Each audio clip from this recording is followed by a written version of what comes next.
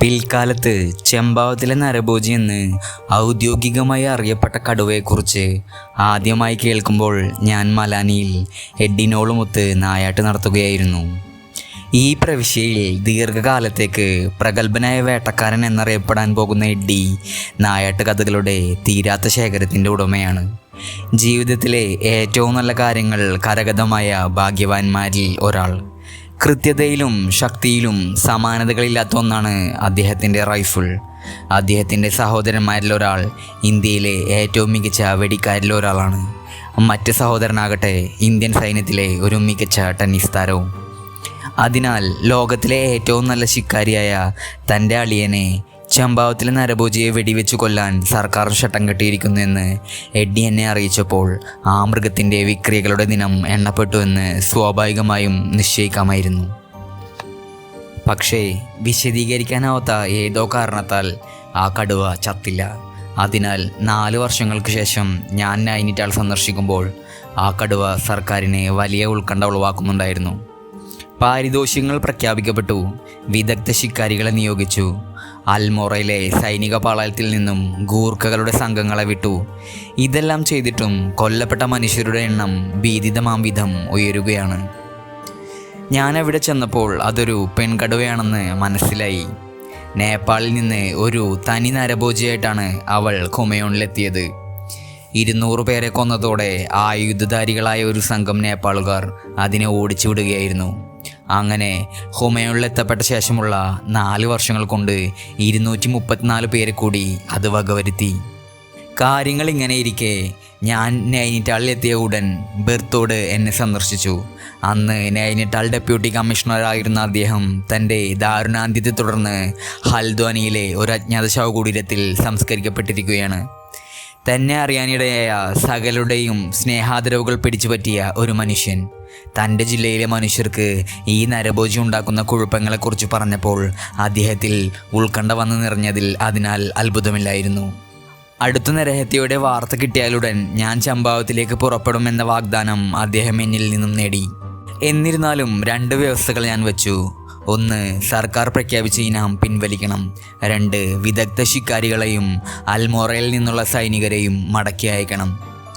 ഒരു ഇനാംദാഹിയായി എണ്ണപ്പെടാതിരിക്കാനും അബദ്ധത്തിൽ വെടിയേൽക്കുന്നത് ഒഴിവാക്കാൻ താല്പര്യമുള്ളതിനാലുമാണ് ഞാൻ ഈ വ്യവസ്ഥകൾ വെക്കുന്നതെന്ന് എല്ലാ സഹശിക്കാരികളും വിശദീകരണമില്ലാതെ തന്നെ മനസ്സിലാക്കും. അങ്ങനെ എൻ്റെ വ്യവസ്ഥകൾ അംഗീകരിക്കപ്പെട്ടു. ഒരാഴ്ച കഴിഞ്ഞപ്പോൾ അതിരാവിലെ തന്നെ ബെർത്തോട് ആ വാർത്തയുമായി എത്തി.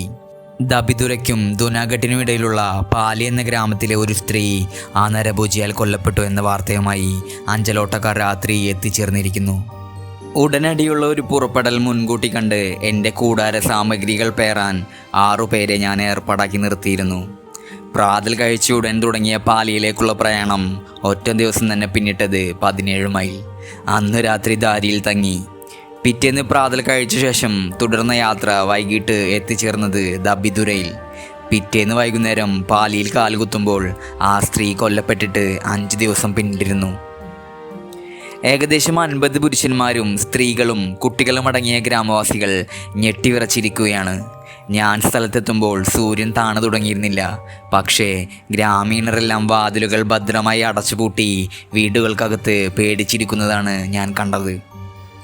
എൻ്റെ അനുചരന്മാർ തീ കൂട്ടുകയും ഞാൻ ഒരിടത്തിരുന്ന് ഒരു കപ്പ് ചായ മോന്താൻ തുടങ്ങുകയും ചെയ്തതോടെ അവിടെയും ഇവിടെയുമായി ചില വാതിലുകൾ വളരെ ജാഗ്രതയോടെ തുറക്കാൻ തുടങ്ങി. പേടിച്ചരണ്ട വീട്ടുകാർ ചിലർ പതുക്കെ പുറത്തിറങ്ങാനും ആരംഭിച്ചു. കഴിഞ്ഞ 5 ദിവസം ആരും തങ്ങളുടെ പടിക്ക് പുറത്ത് പോയിട്ടില്ലെന്ന് ഞാൻ മനസ്സിലാക്കി. ഭ്രാന്തമായ ഭീതിയുടെ പ്രകടമായ ലക്ഷണങ്ങൾ അത് ശരിയാണെന്ന് സാക്ഷ്യപ്പെടുത്തുന്നുണ്ടായിരുന്നു.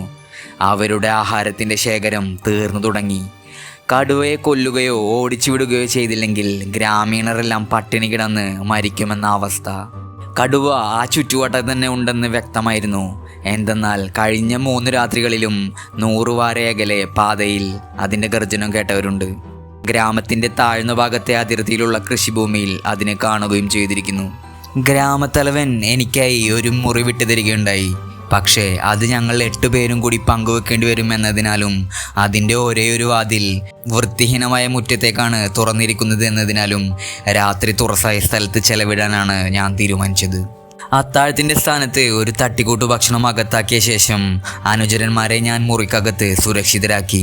എന്നിട്ട് പാതയോരത്ത് ഒരു മരത്തിൽ ചാരി ഞാൻ കിടന്നു. ഈ പാതയിലൂടെ കടുവ ചുറ്റി നടക്കാറുണ്ടെന്നാണ് ഗ്രാമീണർ പറഞ്ഞത്. പൗർണമിയിലെ രാത്രി സമയം ഒത്തുകിട്ടിയാൽ ഒരു വെടി ഞാനാണ് ആദ്യം അവനെ കാണുന്നതെങ്കിൽ. ഒരു ഏറ്റുമുട്ടലിന് തക്കം നോക്കി ഞാൻ നിരവധി രാത്രികൾ കാടിനുള്ളിൽ ചെലവഴിച്ചിട്ടുണ്ട്. പക്ഷേ ഒരു നരഭോജിയെ കാത്ത് രാത്രി കഴിയുന്നത് ഇതാദ്യം. എൻ്റെ മുന്നിലുള്ള പാതയെ പൂർണ്ണചന്ദ്രൻ വളരെ ഭംഗിയായി പ്രകാശിപ്പിക്കുന്നുണ്ട്. എന്നാൽ ഇടതുവശവും വലതുവശത്തുമുള്ള വൃക്ഷങ്ങൾ ഇരുണ്ട നേളുകൾ വീഴ്ത്തിയിരിക്കുന്നു. രാത്രി കാറ്റുവീശി, മരക്കമ്പുകൾ അതിലുലഞ്ഞു. നിഴലുകൾ ഇളകിയാടിയപ്പോൾ അതാ ഒരു ഡസൻ കടുവകൾ. അവ എന്നെ സമീപിക്കുകയാണ്. നരഭോജിയുടെ കരുണക്കായി സ്വയം പ്രതിഷ്ഠിച്ചതിൽ ഞാൻ കഠിനമായി ഖേദിച്ചു. ഞാൻ തനിയെ ഏറ്റെടുത്ത ദൗത്യം നിർവഹിക്കാനാവാത്ത വിധം ഭീതി ഗ്രസിച്ചവനായി ഞാൻ. ഭയത്താലും കുളിരിനാലും എൻ്റെ പല്ലുകൾ കൂട്ടിയിടിച്ചു കൊണ്ടിരുന്നു. ആ നീണ്ട രാത്രി മുഴുവൻ കുത്തിയിരിപ്പായിരുന്നു ഞാൻ. പ്രഭാത സൂര്യൻ എനിക്ക് അഭിമുഖമായ മലകളിലെ മഞ്ഞുപാളികളെ പ്രകാശിപ്പിച്ചപ്പോൾ ഞാൻ മടക്കിയ മുട്ടുകളിൽ തല ചായ്ച്ചിരിപ്പായിരുന്നു.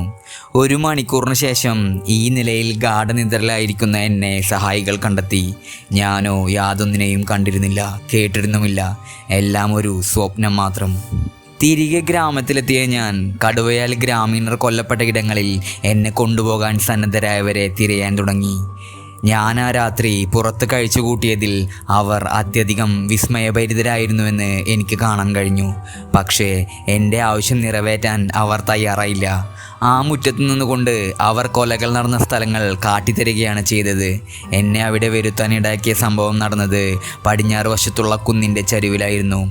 സ്ത്രീകളും പെൺകുട്ടികളുമായി ഏതാണ്ട് 20 പേർ വരുന്ന ഒരു സംഘം ഓക്കുമരത്തിൻ്റെ ഇലകൾ തങ്ങളുടെ കാലുകൾക്കായി ശേഖരിക്കുകയായിരുന്നു അവർ. ഭാഗ്യം കെട്ട ആ സ്ത്രീ അപ്പോഴാണ് കൊല്ലപ്പെട്ടത്. ആ സംഭവത്തിൻ്റെ വിശദാംശങ്ങൾ എനിക്ക് തരാൻ ഗ്രാമീണർ ഉത്സുകരായി. മധ്യാഹ്നത്തിനും 2 മണിക്കൂർ മുമ്പ് അവർ ഗ്രാമത്തിൽ നിന്നും പുറപ്പെട്ടിരിക്കണം. 1/2 മൈൽ പിന്നിട്ട ശേഷം ഇലകൾ പറിക്കാൻ അവർ മരങ്ങളിൽ കയറി. ഒരു കുഴിയുടെ വക്കിലുള്ള മരമാണ് ഈ സ്ത്രീയും മറ്റു 2 പേരും തിരഞ്ഞെടുത്തത്. 4 അടി ആഴവും 10-12 അടി വിസ്താരമുള്ളതാണ് ആ കുഴിയെന്ന് പിന്നീട് ഞാൻ കണ്ടു. തനിക്ക് ആവശ്യമുള്ളത്രയും ഇല വെട്ടിയെടുത്ത ശേഷം മരത്തിൽ നിന്നും ആ സ്ത്രീ ഇറങ്ങുമ്പോഴാണ് ആ കടുവ ആരും കാണാതെ വന്നതും തൻ്റെ പിൻകാലുകളിൽ എഴുന്നു നിന്ന് ആ സ്ത്രീയുടെ പാദങ്ങൾ കടിച്ചതും. അവർക്ക് താൻ പിടിച്ചിരുന്ന ശിഖരത്തിൽ നിന്നും പിടിവിട്ടു. അതോടെ കടുവ അവരെ വലിച്ച് കുഴിയിലേക്കിട്ട ശേഷം കാലിൽ നിന്നും തൻ്റെ ദ്രംഷ്ടകൾ ഊരി. അതോടെ എഴുന്നേൽക്കാൻ ശ്രമിച്ച അവരുടെ കഴുത്തിലാണ് പിന്നീട് ആ മൃഗം കടിച്ചത്. ആ സ്ത്രീയെ കൊന്ന ശേഷം കുഴിയിൽ നിന്നും പുറത്തു വന്ന കടുവ അവരെയും വലിച്ചിഴച്ച് ഒരു പച്ചത്താഴ്പ്പിനുള്ളിലേക്ക് കയറിപ്പോയി. അപ്പോഴും മരത്തിന്മേൽ തന്നെയായിരുന്ന മറ്റു 2 സ്ത്രീകളിൽ നിന്നും ഏതാനും വാരം മാത്രം അകലെയാണ് ഇതെല്ലാം നടന്നത്. മറ്റു 2 സ്ത്രീകളും ഇതിനെല്ലാം സാക്ഷികളായി. കടുവയും അതിൻ്റെ ഇരയും കണ്ണിൽ നിന്നും മറഞ്ഞതോടെ അവരെല്ലാം കൊടും ഭീതിയോടെ ഗ്രാമത്തിലേക്ക് തിരികെ ഓടി. ആണുങ്ങൾ ഉച്ചഭക്ഷണത്തിനായി തിരികെ എത്തിയതേ ഉണ്ടായിരുന്നുള്ളൂ. അവരെല്ലാം കൂടി കൊട്ടി ശബ്ദമുണ്ടാക്കാൻ കഴിയുന്ന ലോഹപാത്രങ്ങളും മറ്റുമായി ഒരു രക്ഷാസംഘമായി സംഭവ സ്ഥലത്തേക്ക് തിരിച്ചു. സ്ത്രീകൾ പിന്നാലെ കൂടി. ആ സ്ത്രീ കൊല്ലപ്പെട്ട കുഴിക്കടുത്തെത്തി. ഇനി എന്ത് എന്ന സുപ്രധാന വിഷയം ചർച്ച ചെയ്യവേ അതിനെ തടഞ്ഞുകൊണ്ട് ഏതാണ്ട് 30 വാര അകലെ കുറ്റിക്കാട്ടിൽ നിന്നും കടുവയുടെ ഗർജനമുയർന്നു. അതോടെ അവരെല്ലാം ഒറ്റക്കെട്ടായി ഗ്രാമത്തിലേക്ക് തിരിഞ്ഞോടി. ശ്വാസമൊന്ന് നേരെ വീണതും ആദ്യം ഓടി തിക്കും തിരക്കും ഉണ്ടാക്കിയതിന് പ്രതി അവർ പരസ്പരം പഴിചാരാനും ആരംഭിച്ചു. ഒരാൾ പോലും പേടിച്ചില്ല എന്നും തങ്ങൾ അവകാശപ്പെടും പോലെ ധീരരാണെന്നും അതിനാൽ ഇനിയും നേരം കളയാതെ എന്തുകൊണ്ട് തിരികെ പോയി ആ സ്ത്രീയെ രക്ഷിച്ചുകൂടാ എന്നും സ്വയം നിശ്ചയിക്കും വരെ വാഗ്വാദങ്ങൾ ഉയർന്നു. ആ നിർദ്ദേശം സ്വീകരിക്കപ്പെടുകയും ആ സംഘം 3 തവണ ആ കുഴി വരെ പോവുകയും ചെയ്തു. കയ്യിൽ തോക്കുണ്ടായിരുന്ന ഒരാൾ 3ാമത്തെ പോക്കിൽ നിറയൊഴിച്ചതോടെ കടുവ ഗർജിച്ചുകൊണ്ട് കുറ്റിക്കാട്ടിൽ നിന്നും പുറത്തു ചാടി. അതോടെ രക്ഷാദൗത്യം വളരെ ബുദ്ധിപൂർവ്വം അവർ അവസാനിപ്പിച്ചു. തൻ്റെ തോക്ക് ആകാശത്തേക്ക് നിറയൊഴിക്കുന്നതിനു പകരം എന്തുകൊണ്ട് കുറ്റിക്കാട്ടിന് നേർക്ക് തിരിച്ചില്ല എന്ന് ഞാൻ ആ വെടിക്കാരനോട് ആരായുകയുണ്ടായി. കടുവ ഇതിനകം വളരെ രോഷാകുലനായിരുന്നെന്നും കഷ്ടകാലത്തിനെങ്ങാനും വെടികൊണ്ടാൽ പുറത്തു ചാടി നിശ്ചയമായും തന്നെ കൊല്ലുമായിരുന്നുവെന്നും അയാൾ പറഞ്ഞു. ആ പ്രഭാതത്തിൽ ഞാൻ ഗ്രാമത്തിലെ വഴികൾ പരിശോധിച്ചുകൊണ്ടും കടുവയെ കണ്ടുമുട്ടാമെന്ന പ്രതീക്ഷയോടെയും അതേസമയം ഭീതിയോടെയും 3 മണിക്കൂർ ചുറ്റി നടന്നു. പച്ചത്തഴപ്പുകൾ വളർന്ന് ഇരുട്ടുകയറിയ ഒരു കൊക്കയുടെ ഒരു ഭാഗത്തെ മരങ്ങളിൽ ഞാൻ ഇളക്കമുണ്ടാക്കിയപ്പോൾ ഏതാനും കാട്ടുകോഴികൾ ചിറകടിച്ചു പറന്നു. എൻ്റെ ഹൃദയമിടിപ്പ് നിലച്ചു പോയതുപോലെ തോന്നി. സഹായികൾ അപ്പോഴേക്കും ഒരു വാൾനട്ട് മരത്തിനിടയിൽ എനിക്കിരുന്ന് ആഹാരം കഴിക്കാനായി ഒരിടം തെളിച്ചു തന്നു. പ്രാതൽ കഴിഞ്ഞതോടെ ഗ്രാമത്തലവനെത്തി. ഗോതമ്പ് പാടം കൊയ്യുന്നേരം ഞാൻ കാവൽ നിൽക്കണമെന്നായിരുന്നു ആവശ്യം. എൻ്റെ സാന്നിധ്യത്തിൽ കൊയ്ത്ത് നടന്നില്ലെങ്കിൽ പിന്നെ അത് നടക്കുകയില്ല എന്ന് അദ്ദേഹം പറഞ്ഞു. എന്തെന്നാൽ വീടുകൾക്ക് പുറത്തിറങ്ങാൻ ആളുകൾക്ക് ഭയമാണ്. അരമണിക്കൂറിന് ശേഷം നിറത്തോക്കുമായി ഞാൻ കാവൽ നിൽക്കവേ ഗ്രാമീണർ ഒന്നടങ്കം തിരക്കിട്ട് കൊയ്യാൻ തുടങ്ങി. സായാഹ്നത്തോടെ വിശാലമായ 5 പാടങ്ങളിലെ വിളയെല്ലാം ശേഖരിച്ചു. വീടുകൾക്കടുത്തുള്ള 2 ചെറിയ പാടങ്ങളെ ബാക്കിയുണ്ടായിരുന്നുള്ളൂ. അത് താൻ പിറ്റേന്ന് വലിയ ബുദ്ധിമുട്ടില്ലാതെ ചെയ്തോളാമെന്ന് ഗ്രാമത്തലവൻ പറഞ്ഞു. ഗ്രാമത്തിൻ്റെ ശുചിത്വം അപ്പോഴേക്കും കുറെ മെച്ചപ്പെട്ടിട്ടുണ്ടായിരുന്നു. എൻ്റെ മാത്രം ഉപയോഗത്തിനായി ഒരു മുറി തരികയും ചെയ്തു. വാതിലിന് നേരെയുള്ള വഴിയിലെ മുള്ളു നിറഞ്ഞ പൊന്ത വെട്ടി തെളിച്ച് വെളിച്ചം കയറാനും നരഭോജിയെ പുറത്താക്കാനും ഇടയൊരുക്കിയ ശേഷം തലേന്ന് നഷ്ടപ്പെട്ട ഉറക്കം തിരിച്ചു പിടിക്കാനായി രാത്രിയോടെ ഞാൻ കിടക്കയിലേക്ക് ചാഞ്ഞു. എൻ്റെ സാന്നിധ്യം ഗ്രാമീണർക്ക് ഒരു പുതുധൈര്യം പകർന്നു കൊടുത്തിട്ടുണ്ട്.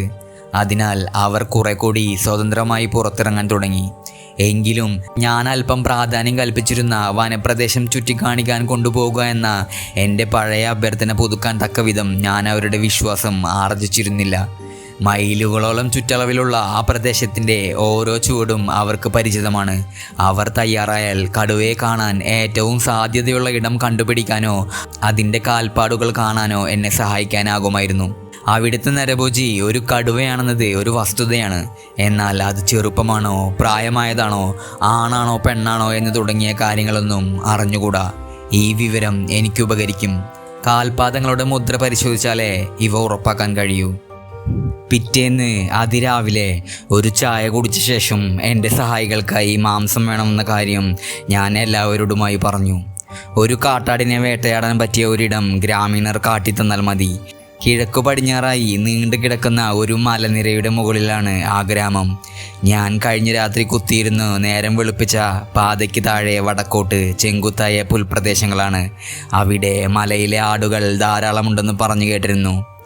ഗ്രാമീണരിൽ പലരും അതെന്നെ കാട്ടിത്തരാൻ സന്നദ്ധരായി.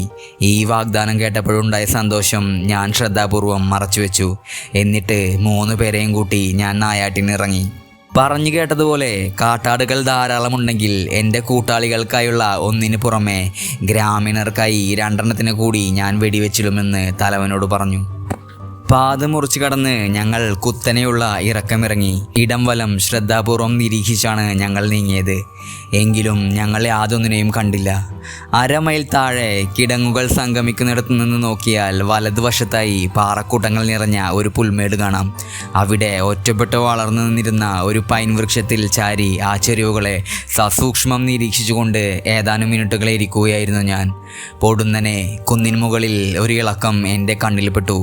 ഇളക്കം ആവർത്തിച്ചതോടെ ഒരു കാട്ടാട് തൻ്റെ ചെവികൾ ഇളക്കുന്നതാണെന്ന് എനിക്ക് മനസ്സിലായി. പുല്ലിനിടയിൽ നിൽക്കുകയായിരുന്ന അതിൻ്റെ തല മാത്രമേ പുറത്തു കാണുന്നുണ്ടായിരുന്നുള്ളൂ. എൻ്റെ കൂടെയുണ്ടായിരുന്നവർ ഈ ഇളക്കമൊന്നും കണ്ടില്ല.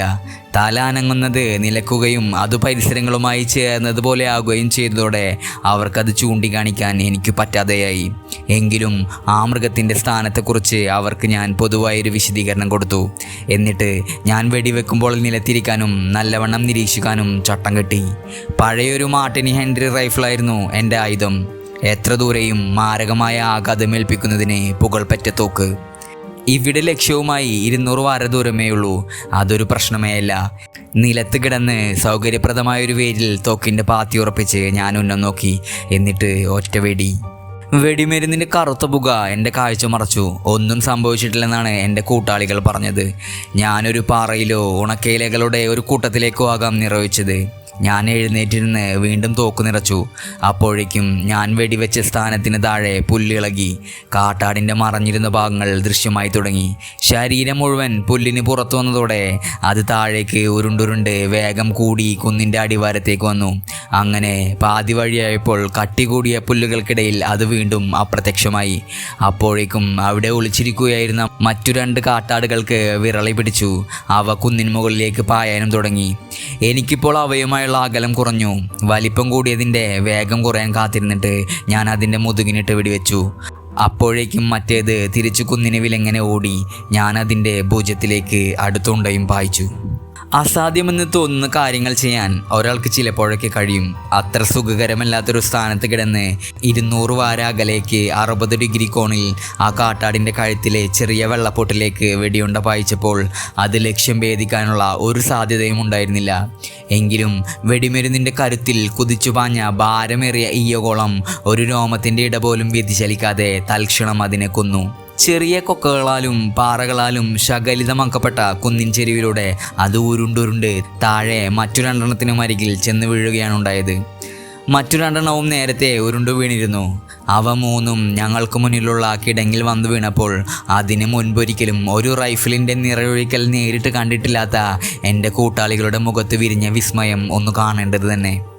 അവയെ വീണ്ടെടുക്കാൻ താഴേക്ക് പോയ അവർ നരഭോജിയെക്കുറിച്ച് തൽക്കാലത്തേക്ക് മറന്നതുപോലെ തോന്നി. ഒന്നിലധികം തരത്തിൽ ഒരു വിജയമായിരുന്നു ഈ ദൗത്യം.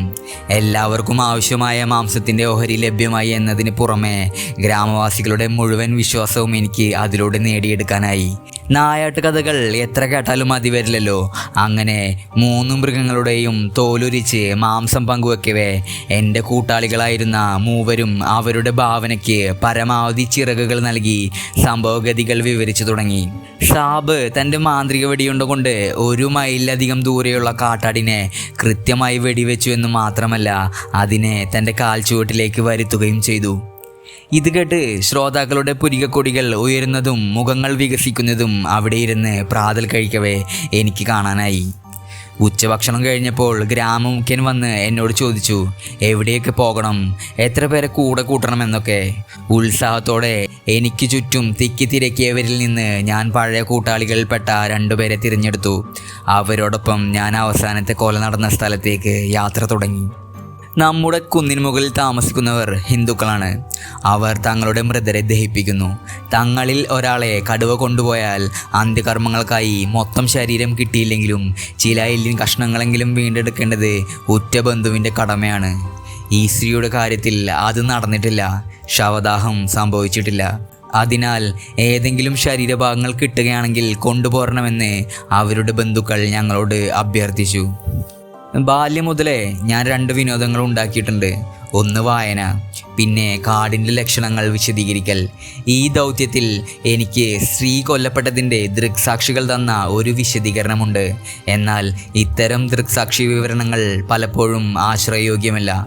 എന്നാൽ വനത്തിലെ അടയാളങ്ങൾ അവിടെ സംഭവിച്ച കാര്യങ്ങളുടെ സത്യസന്ധമായ രേഖയായിരിക്കും. സംഭവ സ്ഥലത്തെത്തിയപ്പോൾ ഒറ്റ നോട്ടത്തിൽ എനിക്ക് കാര്യം മനസ്സിലായി. മറ്റാരും കാണാതെ ആ മരത്തെ സമീപിക്കാൻ കടുവയ്ക്ക് ഒറ്റ വഴിയേ ഉണ്ടായിരുന്നുള്ളൂ. അത് ആ കുഴിക്കടുത്തേക്കുള്ളതായിരുന്നു. മരത്തിന് 100 വാര താഴെ കുഴിക്കടുത്തെത്തി അവിടം പരിശോധിച്ചപ്പോൾ ഒരു കാര്യം ഞാൻ കണ്ടു. 2 പാറകൾക്കിടയിൽ കടുവ സഞ്ചരിച്ചതിൻ്റെ പാദമുദ്രകൾ. നല്ല മണ്ണിൽ പതിഞ്ഞ ഈ പാദമുദ്രകൾ അത് ഒരു പെൺകടുവയാണെന്ന് വ്യക്തമാക്കി. തൻ്റെ നല്ല കാലം പിന്നിട്ട് അധികം കഴിയാത്ത ഒരുവൾ. കുഴിയുടെ അടുത്തേക്ക് ചെല്ലുമ്പോൾ മരത്തിൽ നിന്നും 10 വാര അകലെ ഒരു പാറയുടെ പിന്നിൽ ആ മൃഗം കിടന്നിട്ടുണ്ട്. ആ സ്ത്രീ മരത്തിൽ നിന്നിറങ്ങാൻ കാത്തു കിടന്നായിരിക്കണം അത്. തനിക്ക് ആവശ്യമുള്ള ഇലകളെല്ലാം ആദ്യം പൊട്ടിച്ചു കഴിഞ്ഞത് ഈ സ്ത്രീ ആയിരിക്കുമെന്ന് കരുതാം. ആ സ്ത്രീ ഏതാണ്ട് 2 ഇഞ്ച് വണ്ണമുള്ള ഒരു ശിഖരത്തിൽ പിടിച്ച് ഇറങ്ങാൻ ശ്രമിക്കവേ ഈ പെൺകടുവ പതുങ്ങി ചെന്ന് തൻ്റെ പിൻകാലുകളിൽ എഴുന്നേറ്റ് നിൽക്കുകയും ആ സ്ത്രീയുടെ കാലിൽ കടിച്ചു വലിച്ച് കുഴിയിലേക്ക് ഇടുകയും ചെയ്തു. ദൗർഭാഗ്യവതിയായ ആ സ്ത്രീ അതിൽ എത്രമാത്രം വെപ്രാളത്തോടെയാണ് പിടിച്ചു തൂങ്ങിയതെന്ന് മനസ്സിലായി. അതിനിടെ താൻ ശേഖരിച്ച ഇലകൾ അവളുടെ പിടിവിട്ട് താഴേക്ക് വീണിരിക്കണം. ആ ഭാഗത്ത് സ്ത്രീയുടെ കൈപ്പത്തിയിൽ നിന്നും വിരലുകളിൽ നിന്നുമുള്ള തൊലി ഉരിഞ്ഞ് പറ്റിപ്പിടിച്ചിരുന്നു. ആ മൃഗം ആ സ്ത്രീയെ കൊന്ന സ്ഥലത്ത് നല്ലൊരു മൽപ്പിടുത്തം നടന്നതിൻ്റെ ലക്ഷണങ്ങൾ കാണാം. രക്തമുണങ്ങിയതിൻ്റെ വലിയൊരു പാടും അവിടെ ഉണ്ടായിരുന്നു. അവിടെ നിന്ന് തുടങ്ങുന്ന രക്തത്തുള്ളികൾ ഇപ്പോൾ ഉണങ്ങിയെങ്കിലും കുഴിക്ക് കുറുകെ കടന്ന് നേരെ എതിർവശത്തുള്ള മുകൾ ഭാഗം വരെ ഉണ്ടായിരുന്നു. അവിടെ നിന്നുള്ള രക്തപ്പാടുകൾ പിന്തുടർന്ന് ഞങ്ങൾക്ക് കുറ്റിക്കാട്ടിൽ വെച്ച് തൻ്റെ ഇരയെ ആ പെൺകടുവ തിന്ന സ്ഥലങ്ങൾ മനസ്സിലായി. നരഭോജികൾ മനുഷ്യരുടെ തല, കൈകൾ, കാൽപാദങ്ങൾ എന്നിവ തിന്നില്ലെന്ന് പൊതുവെ ഒരു വിശ്വാസമുണ്ട്. അത് ശരിയല്ല. അവരെ ആരും ശല്യം ചെയ്തില്ലെങ്കിൽ നരഭോജികൾ സകലതും തിന്നും. എന്നാൽ ഈ സന്ദർഭത്തിൽ ആ സ്ത്രീയുടെ വസ്ത്രങ്ങൾ ഞങ്ങൾക്ക് കിട്ടി. ഇതിനോടൊപ്പം ഞങ്ങൾക്ക് കിട്ടിയ കുറച്ച് എല്ലിൻ കഷ്ണങ്ങളും വൃത്തിയുള്ള ഒരു തുണിയിൽ പൊതിഞ്ഞ് നേരത്തെ പറഞ്ഞ ഉദ്ദേശത്തിനായി കൊണ്ടുപോന്നു. കഷ്ടം, ഈ നിസ്സാര വസ്തുക്കൾ മതിയായിരുന്നു ബന്ധുക്കൾക്ക് ആ സ്ത്രീയുടെ അന്ത്യകർമ്മങ്ങൾ നടത്താൻ. ഉയർന്ന ജാതിയിൽപ്പെട്ട ആ സ്ത്രീയുടെ ചിതാഭസ്മം ഗംഗാമാതാവിലെത്തുമെന്ന് അത് ഉറപ്പുവരുത്തുമായിരുന്നു. ചായക്കുടിക്ക് ശേഷം മറ്റൊരു ദുരന്ത പ്രദേശം കാണാൻ ഞാൻ പോയി. ഗ്രാമത്തിൽ മുഖ്യ ഭാഗത്തു നിന്നും മാറി പാതയുടെ മറുവശത്ത് ഏതാനും ഏക്കർ വരുന്ന ഒരു വസ്തു ഉണ്ടായിരുന്നു. അതിൻ്റെ ഉടമ അതിൽ റോഡിൻ്റെ തൊട്ടുമുകളിലായി ഒരു കുടിൽ കെട്ടി. 4 വയസ്സുള്ള ഒരു ആൺകുട്ടിയും 6 വയസ്സുള്ള ഒരു പെൺകുട്ടിയുമുള്ള ഇദ്ദേഹത്തിൻ്റെ ഭാര്യയ്ക്ക് ഒരു മൂത്ത സഹോദരിയുണ്ട്. ഈ സഹോദരിമാർ കുടിലിന് മുകളിൽ കുന്നിന് പുറത്ത് ഒരു നാൾ പുല്ലുവെട്ടാൻ പോയി. അവർ പുല്ലുവെട്ടിക്കൊണ്ടിരിക്കെ പൊടുന്നനെ ആ പെൺകടുവ പ്രത്യക്ഷപ്പെട്ടു. എന്നിട്ട് ചേച്ചിയും കൊണ്ടുപോയി. പൊടുന്നനെ അനുജത്തി കടുവയ്ക്ക് പിന്നാലെ ഒരു 100 വാര ഓടി. ആ സമയം കൊണ്ട് ചേച്ചി കടുവയുടെ വായിൽ നിന്ന് രക്ഷപ്പെടുമെന്ന പ്രതീക്ഷയിലായിരുന്നു അത്. ഗ്രാമത്തിൻ്റെ പ്രധാന ഭാഗത്ത് നിന്നിരുന്ന പലരും ധീരമായ ഈ പ്രവർത്തിക്ക് സാക്ഷികളായി. ചേച്ചിയെ കൊന്ന കടുവ അതിനെ 100 വാര വലിച്ചു കൊണ്ടിട്ട് പോയ ശേഷം തന്നെ പിന്തുടർന്നവളുടെ നേർക്ക് തിരിഞ്ഞു. ഉച്ചത്തിൽ അലറിക്കൊണ്ട് കടുവ ആ ധീരയുവതിക്ക് നേരെ ചാടി. അവളാകട്ടെ തിരിഞ്ഞ് കുന്നിന് താഴെ കൂടി പാതയും കടന്ന് ഗ്രാമത്തിലെത്തി. തനിക്ക് അപരിചിതമായ അവർ സംഭവത്തിനു സാക്ഷികളാണെന്നറിയാതെ അവൾ നടന്നതൊക്കെ വിശദീകരിക്കാൻ ശ്രമിച്ചു. പക്ഷേ അവൾക്ക് അസ്പഷ്ടമായ ചില ശബ്ദങ്ങൾ ഉണ്ടാക്കാനേ കഴിഞ്ഞുള്ളൂ. അത് ഭയവും കിതപ്പും കാരണമാണെന്നാണ് ഗ്രാമവാസികൾ കരുതിയത്. എന്നാൽ അതിവേഗം രക്ഷാദൗത്യത്തിന് പോയവർ ലക്ഷ്യം കാണാതെ മടങ്ങി വരും വരെ ആ സ്ത്രീക്ക് സംസാരശേഷി തന്നെ നഷ്ടപ്പെട്ട കാര്യം ആരും അറിഞ്ഞില്ല. ഗ്രാമത്തിൽ വെച്ചാണ് ഞാൻ ഈ കഥ കേട്ടത്. ഞാൻ വഴിയിലൂടെ കയറി 2 മുറിയുള്ള കുടിലെത്തിയപ്പോൾ അവൾ വസ്ത്രങ്ങൾ കഴുകുകയായിരുന്നു. കഴിഞ്ഞ 12 മാസമായി ഊമയാണവൾ.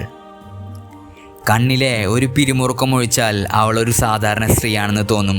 ഞാൻ അവളോടുള്ള സംസാരം നിർത്തിയിട്ട് അവളുടെ സഹോദരിയെ കൊന്ന കടുവയെ വെടിവെക്കാൻ വന്നയാളാണെന്ന് പറഞ്ഞു. അത് കേട്ടപാടെ അവൾ കൈകൾ കൂപ്പി എൻ്റെ പാദം തൊട്ട് വന്നിക്കുകയാണ് ചെയ്തത്. എനിക്ക് ആകപ്പാടെ ജാള്യം തോന്നി. അതെ, ആ നരഭോജിയെ വെടിവെക്കാൻ വന്നതാണ് ഞാൻ. എന്നാൽ തൻ്റെ ഒരു ഇരയുടെ ഭാഗത്തേക്ക് ഒരിക്കലും വീണ്ടും വരാത്ത, ഒരേ സ്ഥലത്ത് 2 തവണ കൊല നടത്താത്ത 100 കണക്കിന് ചതുരശ്ര മൈൽ വിഹാരരംഗമുള്ള കടുവയെ കണ്ടെത്തുക എന്നത് 2 വൈക്കോൽ കൂനകളിൽ നിന്ന് ഒരു സൂചി വീണ്ടെടുക്കാൻ ശ്രമിക്കുന്നത് പോലെയായിരുന്നു. നൈനിറ്റാളിലായിരുന്നപ്പോഴേ ഞാൻ വളരെയധികം പദ്ധതികൾ ആസൂത്രണം ചെയ്തിരുന്നു. ഒന്ന് ഞാൻ ശ്രമിച്ചതാണ്, പക്ഷേ അതിനെ ആവർത്തിക്കില്ല. എനിക്കാണെങ്കിൽ ഉപദേശം ചോദിക്കാൻ ആരുമില്ല. കാരണം ഇത് ഹുമയൂണിലെ ആദ്യത്തെ നരഭോജിയാണ്. എങ്കിലും എന്തെങ്കിലും ചെയ്തേ പറ്റൂ. അതിനാൽ ഈ പെൺകടുവയെ കാണാനിടയുണ്ടെന്ന് ഗ്രാമീണർ പറഞ്ഞ കാടുപിടിച്ച സ്ഥലങ്ങളിലെല്ലാം അടുത്ത 3 ദിവസം ഞാൻ സൂര്യോദയം മുതൽ അസ്തമയം വരെ ചുറ്റി നടന്നു. ഈ പെൺകടുവ പരിസരം വിട്ടുപോയതായി തോന്നിയതോടെ പാലി നിവാസികൾക്ക് വളരെയധികം ഇച്ഛാഭംഗം ഉണ്ടാക്കിക്കൊണ്ട് 15 മൈൽ കിഴക്കുള്ള ചമ്പാവത്തിലേക്ക് പോകാൻ ഞാൻ തീരുമാനിച്ചു. അതിരാവിലെ പുറപ്പെട്ട ഞാൻ ധുനാഗട്ടിലെത്തുകയും ചെയ്തു.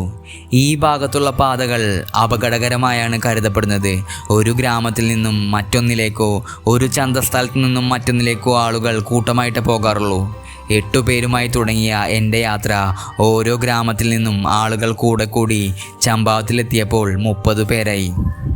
എന്നോടുകൂടെ ചേർന്ന ഏതാണ്ട് 20 പേർ 2 മാസം മുൻപ് ചമ്പാവത്ത് സന്ദർശിച്ചിരുന്നു. വളരെ ദുഃഖകരമായൊരു കഥ അവരെന്നോട് പറഞ്ഞു. ചമ്പാവത്തിൻ്റെ ഈ ഭാഗത്തുള്ള ഏതാനും മൈൽ ദൈർഘ്യമുള്ള പാത താഴ്വരയ്ക്ക് 50ഓളം വാരെ മുകളിലായി അതിനു സമാന്തരമായിട്ട് കുന്നിൻ്റെ തെക്കു ഭാഗത്തു കൂടിയാണ് പോകുന്നത്. 2 മാസം മുൻപ് ഞങ്ങൾ 20 പുരുഷന്മാർ ചമ്പാവത്തിലെ അങ്ങാടിയിലേക്ക് പോകുകയായിരുന്നു. ഏതാണ്ട് ഉച്ചനേരത്ത് ഈ ഭാഗത്തു കൂടി പോകുമ്പോൾ താഴെ അടിവാരത്തു നിന്നും ഒരു മനുഷ്യ സ്ത്രീയുടെ വേദന നിറഞ്ഞ കരച്ചിൽ കേൾക്കാനിടയായി. ഞങ്ങൾ പേടിച്ചു വിറച്ച് പരസ്പരം പറ്റിപ്പിടിച്ചു നിന്നുകൊണ്ട് ആ കരച്ചിൽ കേട്ട ദിക്കിലേക്ക് നോക്കി. കരച്ചിൽ അടുത്തടുത്ത് വരികയാണ്. അപ്പോഴതാ നഗ്നയായ ഒരു സ്ത്രീയെ കടിച്ചു പിടിച്ച് ഒരു കടുവ നടന്നു വരികയാണ്. അവരുടെ മുടി കടുവയുടെ ഒരു വശത്തു കൂടെയും കാൽപാദങ്ങൾ മറുവശത്തു കൂടെയും നിലത്തുഴയുന്നു. ആ സ്ത്രീയുടെ ഇടുപ്പിൻ്റെ ഭാഗത്താണ് ആ മൃഗം കടിച്ചു പിടിച്ചിരിക്കുന്നത്. അവരാകട്ടെ കൈകൾ മാറത്തടിച്ചുകൊണ്ട് തന്നെ രക്ഷിക്കാനായി ദൈവത്തെയും നാട്ടുകാരെയും കരഞ്ഞു വിളിക്കുന്നു. 50 വാര അകലെ ഞങ്ങൾക്ക് വ്യക്തമായി കാണാവുന്നിടത്തുകൂടെ കടുവ തൻ്റെ ഇരയുമായി നടന്നുപോയി. വിദൂരതയിൽ ആ കരച്ചിൽ നേർത്ത് ഇല്ലാതായതോടെ ഞങ്ങൾ യാത്ര തുടർന്നു. അപ്പോൾ നിങ്ങൾ 20 പേർ യാതൊന്നും ചെയ്തില്ലേ? ഇല്ല സാഹിബ്, ആകെ പേടിച്ചിരുന്ന ഞങ്ങൾ ഒന്നും ചെയ്തില്ല. പേടിച്ച് വിറക്കുന്ന മനുഷ്യർക്ക് എന്ത് ചെയ്യാനാവും? ഇനി കടുവയെ ദേഷ്യം പിടിപ്പിക്കാതെയും ഞങ്ങൾക്ക് ആപത്ത് വരാതെയും ആ സ്ത്രീയെ വിടുവിക്കാനായെന്നിരിക്കട്ടെ, അതുകൊണ്ട് ഒരു ഗുണവും ഉണ്ടാകുമായിരുന്നില്ല. ശരീരം മുഴുവൻ ചോര വാർന്ന് അവശയായ അവർ മരിച്ചു പോകുക തന്നെ ചെയ്യുമായിരുന്നു. ചമ്പാവത്തിനടുത്ത ഒരു ഗ്രാമത്തിലെ സ്ത്രീയായിരുന്നു അതെന്ന് പിന്നീട് എനിക്ക് അറിയാനായി. ചുള്ളിക്കമ്പ് ശേഖരിക്കുമ്പോൾ കടുവ അവരെ പിടിച്ചു കൊണ്ടുപോവുകയായിരുന്നു. കൂടെയുണ്ടായിരുന്നവർ ഗ്രാമത്തിലേക്ക് ഓടി അപായസൂചന കൊടുത്തു. രക്ഷാസംഘം എത്തും മുൻപ് മേൽപ്പറഞ്ഞ 20 പേർ സ്ഥലത്തെത്തി. കടുവ ഇരയുമായി പോയ ദിക്ക് മനസ്സിലാക്കിയിരുന്ന അവർ രക്ഷാസംഘത്തോട് ചേർന്നു. ഇനി അവർ തന്നെ കഥ തുടരട്ടെ. ആ സ്ത്രീയെ രക്ഷിക്കാൻ പുറപ്പെട്ടപ്പോൾ 50-60 പേർ സംഘത്തിലുണ്ടായിരുന്നു. അവരിൽ പലരുടെ കയ്യിലും തോക്കുണ്ട്.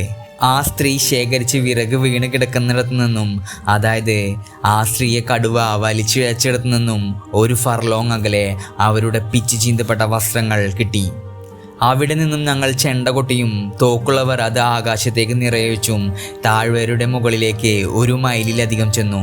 അവിടെ പരന്നൊരു പാറയിൽ കൗമാരം കടന്നിട്ടില്ലാത്ത അവളുടെ ജഡം. ശരീരത്തിൽ നിന്ന് ചോരയെല്ലാം നക്കി കുടിച്ചു എന്നതല്ലാതെ കടുവ അവളെ യാതൊന്നും ചെയ്തിരുന്നില്ല. ഞങ്ങളുടെ കൂട്ടത്തിൽ സ്ത്രീകളാരും ഇല്ലാതിരുന്നതിനാൽ ചിലർ തങ്ങളുടെ മുണ്ടുരിഞ്ഞ് തല പിന്നോട്ട് തിരിച്ചു പിടിച്ചുകൊണ്ട് ആ ശരീരം മൂടി. കാരണം ഒന്ന് തൊട്ടു വിളിച്ചാൽ ഉണരുകയും ഞങ്ങളെ കണ്ട് നാണിച്ചു പോവുകയും ചെയ്യുമെന്ന മട്ടിൽ കമിഴ്ന്ന് കിടന്ന് ഉറങ്ങുന്നത് പോലെയായിരുന്നു ആ ശരീരം. അടച്ചുപൂട്ടിയ മുറിക്കുള്ളിൽ രാത്രി മുഴുവൻ ഉറക്കമിളിച്ച് കാവലിരിക്കെ ഇത്തരം കഥകൾ കേട്ടുകൊണ്ട് നരഭോജികളുടെ താഴ്വരയിലെ മനുഷ്യരുടെ സ്വഭാവവും ജീവിതത്തോടുള്ള അവരുടെ കാഴ്ചപ്പാടും പാടെ മാറിപ്പോകുന്നതിൽ അത്ഭുതപ്പെടാനില്ല. പുറത്തുനിന്നും അവിടെ കാലുകുത്തുന്ന ഒരാൾക്ക് ജീവിതത്തിൻ്റെ പരുക്കനായ യാഥാർത്ഥ്യങ്ങളിലേക്കും ഭീകരദ്രംഷ്ടകളുള്ള കടുവകളുടെ തേർവാഴ്ചയിൽ ഇരുണ്ട ഗുഹകളിലേക്ക് അഭയം തേടി പിൻവാങ്ങേണ്ടി വന്ന മനുഷ്യരുടെ ലോകത്തേക്കും പ്രവേശിച്ചതായി തോന്നും. ചമ്പാവത്തിലെ ആ ദിനങ്ങളിൽ പരിചയക്കുറവുള്ള ഒരു ചെറുപ്പക്കാരനായിരുന്നു ഞാൻ. ഒരു നരഭോജിയുടെ നിഴലിൽ ആയിരിക്കുകയും ജീവിക്കുകയും ചെയ്യുക എന്നതിനേക്കാൾ ഭീകരമായ ഒരു സ്ഥിതി ഉണ്ടാകാനില്ല എന്ന് അത്തരം നാടുകളിലെ ഹ്രസ്വമായ ജീവിതം കൊണ്ട് തന്നെ ഞാൻ മനസ്സിലാക്കിയിരുന്നു. പിൽക്കാലത്ത് 32 വർഷത്തെ അനുഭവത്താൽ അത് ശക്തിപ്പെടുകയും ചെയ്തു. പിറ്റേന്ന് രാത്രി ഞാൻ താമസിച്ചിരുന്ന ഡാക്ക് ബംഗ്ലാവിൽ ചമ്പാവത്ത് തഹസിൽദാർ എന്നെ സന്ദർശിക്കാനെത്തി. അദ്ദേഹത്തിന് എന്നെ പരിചയപ്പെടുത്തുന്ന കത്തുകൾ എൻ്റെ കൈവശമുണ്ടായിരുന്നു. ഏതാനും മൈൽ അകലെ നിരവധി മനുഷ്യർ കൊല്ലപ്പെട്ട ഒരു സ്ഥലത്തിന് സമീപമുള്ള ഒരു ബംഗ്ലാവിലേക്ക് ഞാൻ താമസം മാറ്റണമെന്ന നിർദ്ദേശം അദ്ദേഹം വെക്കുകയുണ്ടായി. പിറ്റേന്ന് അതിരാവിലെ തഹസിൽദാർക്കൊപ്പം ഞാൻ അങ്ങോട്ടേക്ക് പുറപ്പെട്ടു. അതിനു മുൻപ് ഉമ്മറത്തിരുന്ന് പ്രാതൽ കഴിക്കവേ 10 മൈൽ അകലെയുള്ള ഒരു ഗ്രാമത്തിൽ ഒരു പശുവിനെ കടുവ വകവരുത്തിയെന്ന വാർത്തയുമായി 2 പേർ എത്തി. അത്യാവശ്യ കാര്യങ്ങൾ ചമ്പാവത്തിൽ ചെയ്യാനുണ്ട് എന്നും പറഞ്ഞ് രാത്രി തിരികെ ബംഗ്ലാവിലെത്തി എൻ്റെ കൂടെ താമസിക്കാമെന്നും ഒഴിവ് കഴിവ് പറഞ്ഞ് അന്നേരം തഹസിൽദാർ സ്ഥലം വിട്ടു. നല്ല നടപ്പുകാരായിരുന്നു എൻ്റെ വഴികാട്ടികൾ. മിക്കവാറും ഇറക്കമായിരുന്നതിനാൽ ഏറ്റവും വേഗത്തിൽ ഞങ്ങൾ 10 മൈൽ താണ്ടി. ഗ്രാമത്തിലെത്തിയ എന്നെ അവർ ഒരു തൊഴുത്തിലേക്ക് കൊണ്ടുചെന്നു.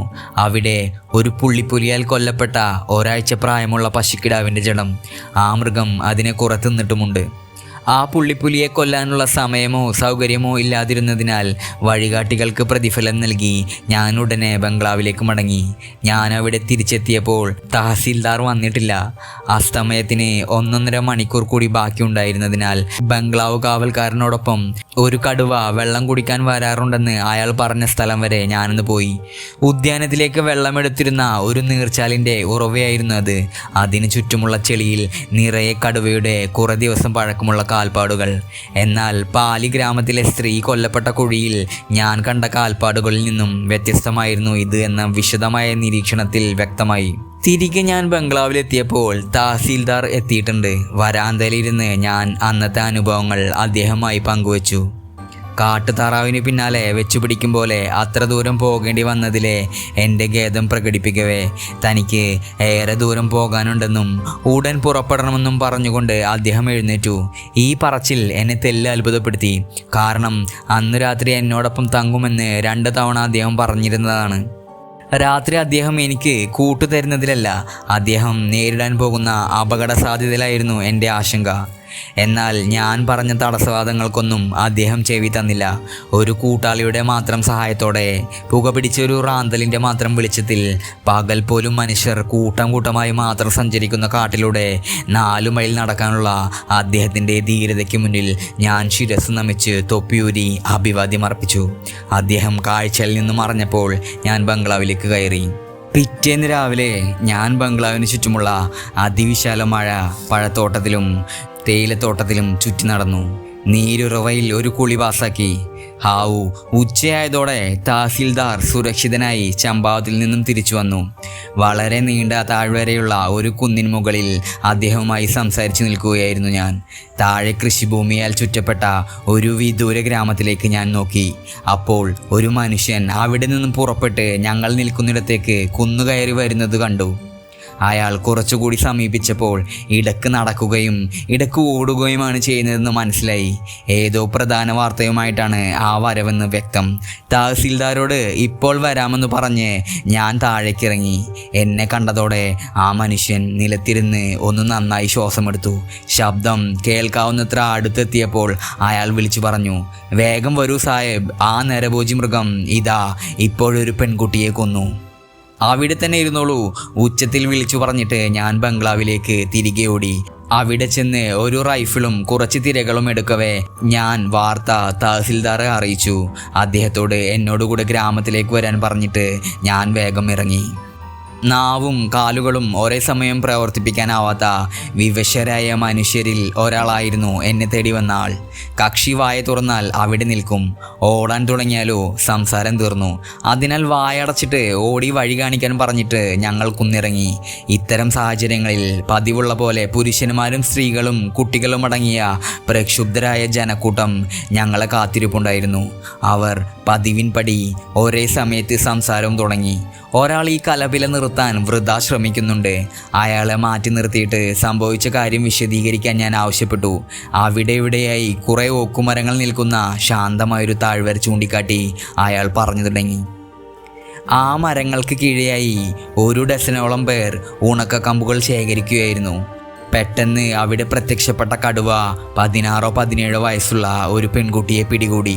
അതോടെ ബാക്കി പേർ ഗ്രാമത്തിലേക്ക് തിരിഞ്ഞോടി. ഞാൻ ബംഗ്ലാവിലുണ്ടെന്നറിഞ്ഞ് കൂട്ടത്തിലൊരുവനെ അങ്ങോട്ട് അയച്ചതാണ്. ഞാനുമായി സംസാരിച്ചയാളുടെ ഭാര്യയും കൂട്ടത്തിലുണ്ടായിരുന്നു. ആ പെൺകുട്ടിയെ കടുവ പിടിച്ച മരച്ചുവട് താഴ്വരയ്ക്കരികിൽ അവൾ ചൂണ്ടിക്കാട്ടി. കടുവ തൻ്റെ ഇരയെ കൊണ്ടുപോയോ ഇല്ലയോ എന്ന് പിന്തിരിഞ്ഞോടിയ ആരും നോക്കിയില്ല. അതിനാൽ കടുവ അവളുമായി മടങ്ങിയ ദിക്ക് വ്യക്തമല്ലായിരുന്നു. ആൾക്കൂട്ടത്തോടെ നിശബ്ദത പാലിക്കാനും ഞാൻ മടങ്ങി വരും വരെ കാത്തിരിക്കാനും നിർദ്ദേശം കൊടുത്തിട്ട് ഞാൻ ആ മരത്തിനടുത്തേക്ക് പോയി. കടുവയോളം വലിപ്പമുള്ള ഒരു ജീവി കടന്നു വരികയും ഇരയുടെ ശബ്ദവും കരച്ചിലും കേൾക്കും വരെ അതിനെ മറ്റാരും കാണാതിരിക്കുകയും ചെയ്യുന്നത് എങ്ങനെയെന്ന് മനസ്സിലാക്കാനാവാത്ത വിധം അത്ര തുറന്നതായിരുന്നു ആ ചുറ്റുപാട്. സംഭവം നടന്ന സ്ഥലം വ്യക്തമാക്കിക്കൊണ്ട് അവിടെ രക്തം തളം കെട്ടി കിടപ്പുണ്ടായിരുന്നു. ചെഞ്ചോരയോട് ചേരാത്ത നിറമുള്ള കടും നീല മുത്തുകൾ കോർത്ത ഒരു മാല അതിനടുത്തായി പൊട്ടിക്കിടക്കുന്നുണ്ട്. അത് ആ പെൺകുട്ടി അണിഞ്ഞിരുന്നതാകണം. ഇവിടെ നിന്നും കടുവ പോയ പാത കുന്നിൻ്റെ വശം ചുറ്റിപ്പോയി. ആ പെൺകടുവയുടെ പാത വളരെ വ്യക്തമായി കാണാമായിരുന്നു. ആ പെൺകുട്ടിയുടെ തല ചാഞ്ഞു കിടന്ന വശത്ത് ചോരപ്പാടുകൾ, മറുവശത്ത് കാൽപാദം വലിഞ്ഞിഴഞ്ഞതിൻ്റെ അടയാളം. 1/2 മൈൽ മുകളിൽ ഞാൻ അവളുടെ ചേല കണ്ടെത്തി. കുറച്ചുകൂടി മുകളിൽ അവളുടെ പാവാടയും. ഇവിടെയും ആ കടുവ പെണ്ണ് കടിച്ചുകൊണ്ട് നടന്നത് നഗ്നയായ ഇരയെയാണ്. പക്ഷേ ഇത്തവണ അവളുടെ ചുമട് ഒരു ശവമായിരുന്നു. കുന്നിൻ്റെ മുകൾ ചെരുവിൽ ചോരപ്പാടുകൾ ഒരു കനത്ത മുൾപടർപ്പിനുള്ളിലേക്ക് നീങ്ങി. അതിലെ മുള്ളുകൾക്കിടയിൽ ആ പെൺകുട്ടിയുടെ കറുത്ത മുടിയിഴകൾ അവിടെയിവിടെയായി കെട്ടുപിണഞ്ഞു കിടന്നു. അതിനപ്പുറം ചൊറിയൻ ചെടികൾ നിറഞ്ഞ ഒരു പരപ്പിലൂടെയാണ് കടുവ പോയിരിക്കുന്നത്. ഇനി ഈ തടസ്സം കടന്ന് മുന്നോട്ടു പോകാൻ മാർഗം നോക്കവേ പിന്നിൽ കാലടി ശബ്ദം ഞാൻ കേട്ടു. തിരിഞ്ഞു നോക്കിയപ്പോൾ അതാ ഒരാൾ കയ്യിലൊരു റൈഫിളും പിടിച്ചുകൊണ്ട് വരികയാണ്. ഗ്രാമീണരിൽ ആരും എന്നെ പിന്തുടരുന്നെന്ന് നിർദ്ദേശം കൊടുത്തിട്ടും എന്തിനു വന്നു എന്ന് ഞാൻ അയാളോട് ചോദിച്ചു. തഹസീൽദാർ കൽപ്പിച്ചിട്ടാണ് ഞാൻ വന്നതെന്ന് എന്നായിരുന്നു അയാളുടെ മറുപടി. അത് ധിക്കരിക്കാൻ അയാൾക്ക് ഭയമാണത്രേ. അയാൾ കൽപ്പന പാലിക്കാൻ നിശ്ചയം ചെയ്തിരുന്നതിനാലും തർക്കത്തിന് നേരമില്ലാത്തതിനാലും ഞാൻ അയാളോട് ഭാരമുള്ള ബൂട്ട്സ് അഴിച്ച് പൊന്തയിൽ ഒളിപ്പിച്ചു വെക്കാനും എന്നോട് പറ്റിച്ചേർന്ന് പിൻഭാഗം സൂക്ഷ്മമായി നിരീക്ഷിച്ചുകൊണ്ട് പമ്മി നടക്കാനും ആവശ്യപ്പെട്ടു. വളരെ നേർത്ത സ്റ്റോക്കിങ്സും ഷോർട്ട്സും റബ്ബർ ഷൂസുമാണ് ഞാൻ ധരിച്ചിരുന്നത്. അങ്ങനെ മറ്റു വഴി കാണാതിരുന്നതിനാൽ ചൊറിയണത്തിൻ്റെ കാട്ടിലൂടെ ചൊറിച്ചിലും സഹിച്ച് ഞാൻ മുന്നോട്ട് നീങ്ങി. ചൊറിയണങ്ങൾക്കപ്പുറം ചോരപ്പാടുകൾ പൊടുന്നനെ ഇടത്തോട്ട് തിരിഞ്ഞു. പിന്നീട് കുന്നിൻ ചെരുവിലൂടെ കുത്തനെ താഴോട്ടിറങ്ങി. അവിടെയാകെ ഉയരം കൂടിയ പുൽച്ചെടികളും മുളയുമാണ്. 100 വാര താഴെ ഇടുങ്ങിയതും കുത്തനെയുള്ളതുമായ നീരൊഴുക്കിലേക്ക് ചോരപ്പാടുകൾ നീണ്ടു. അതിനും താഴെ അല്പം വിഷമിച്ചവണ്ണം ആ പെൺകടുവ നീങ്ങിയിരിക്കുക. മാറി മറിഞ്ഞു കിടക്കുന്ന പാറകളും മണ്ണും അത് വ്യക്തമാക്കി. ഈ നീരൊഴുക്കിനെ 500 വാരയിലധികം പിന്തുടർന്നതോടെ എൻ്റെ കൂട്ടാളി വിവശനായി തുടങ്ങി. 1 ഡസനിലധികം തവണ അയാൾ എൻ്റെ കയ്യിൽ മുറുകെ പിടിക്കുകയും ഈ വശത്തോ ആ വശത്തോ പിന്നിലോ തനിക്ക് കടുവയുടെ ശബ്ദം കേൾക്കാമെന്ന് കണ്ണീരോടെ പറയുകയും ചെയ്തു. കുന്നിന് താഴേക്ക് പാതി വഴിയിലെത്തിയപ്പോൾ ഏതാണ്ട് 30 അടി ഉയരമുള്ള ഒരു പാറക്കൂട്ടം വഴിമുടക്കി. എൻ്റെ സഹചാരി തനിക്ക് താങ്ങാവുന്നിടത്തോളം നരഭോജി വേട്ട നടത്തി കഴിഞ്ഞിരുന്നതിനാൽ അയാളോട് ആ പാറമേൽ കയറി ഞാൻ മടങ്ങി വരും വരെ കാത്തിരിക്കാൻ പറഞ്ഞു. വളരെ സന്തോഷത്തോടെ അയാൾ പോയി. അയാൾ മുകളിൽ സുരക്ഷിതനായി എത്തിയെന്ന് അറിഞ്ഞതോടെ ഞാൻ അരുവിയെ പിന്തുടരൽ പുനരാരംഭിച്ചു. പാറയെ ചുറ്റിയ ശേഷം ഒരു 100 വാര താഴേക്ക് പോയ അത് ഇടതുവശത്തു നിന്ന് ആഴമേറിയൊരു കൊക്കയിലെത്തി. ആ സംഗമസ്ഥാനത്ത് ചെറിയൊരു കുളമുണ്ടായിരുന്നു. അതിനെ സമീപിച്ചതോടെ നീർച്ചാലിനരികിൽ ചോരത്തുള്ളികൾ പ്രത്യക്ഷമായി. പെൺകടുവ ആ പെൺകുട്ടിയെ നേരെ ഇവിടെ വരെ കൊണ്ടുവന്നിരിക്കണം. അപ്പോഴേക്കും എൻ്റെ വരവ് അതിൻ്റെ തീറ്റയെ തടസ്സപ്പെടുത്തി. നിറവ്യത്യാസം വന്ന വെള്ളം കുറേശ്ശെ അരിച്ചിറങ്ങിക്കൊണ്ടിരുന്ന കടുവയുടെ ആഴമുള്ള കാൽപ്പാടുകൾക്കരികിൽ എല്ലിൻ കഷ്ണങ്ങൾ ചിതറിക്കിടക്കുന്നു. താഴേക്ക് വരവേ എന്നെ കുഴക്കിക്കൊണ്ട് അവിടെ ദൃശ്യമായ വസ്തു ഒരു മനുഷ്യൻ്റെ കാലാണെന്ന് ഇപ്പോൾ വ്യക്തമായി. പിൽക്കാലത്ത് ഞാൻ നടത്തിയ നരഭോജി വേട്ടകളിലൊന്നും അത്ര കഥനം നിറഞ്ഞ ഒരു കാഴ്ച ഞാൻ കണ്ടിട്ടില്ല. ഒരു മഴ കൊണ്ട് വെട്ടിയെടുത്താൽ എന്ന വണ്ണം മുട്ടിന് താഴെ വെച്ച് കടിച്ചെടുക്കപ്പെട്ട ഒരു യുവതിയുടെ കാല്. അതിൽ നിന്നും ചുടുചോര അപ്പോഴും ഇറ്റിറ്റ് വീഴുന്നുണ്ടായിരുന്നു. എൻ്റെ വലിയ അപകടാവസ്ഥയിലേക്ക് ഉണരും വരെ ആ പെൺകടുവയുടെ സാമീപ്യം വിസ്മരിച്ച് ഈ കാലിൽ നോക്കി ഞാൻ നിന്നുപോയി. തിരക്കിട്ട് തോക്കി ശരിപ്പെടുത്തി 2 വിരലുകൾ അതിൻ്റെ കാഞ്ചിയിൽ വെച്ച് തല ഉയർത്തവേ ഞാനൊരു കാഴ്ച കണ്ടു.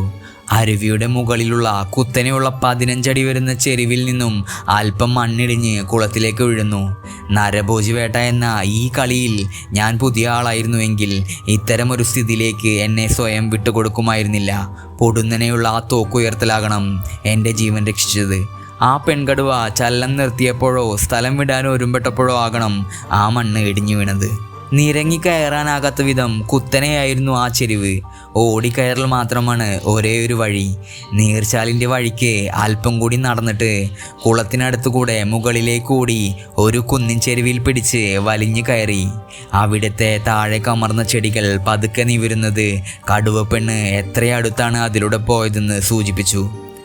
അല്പം മുന്നിലേക്ക് പോയപ്പോൾ ഒരു പാറക്ക് താഴെ ആ മൃഗം തൻ്റെ ഇരയെ ഇട്ടിട്ട് എന്നെ നിരീക്ഷിക്കാൻ വന്ന സ്ഥലം ഞാൻ കണ്ടെത്തി.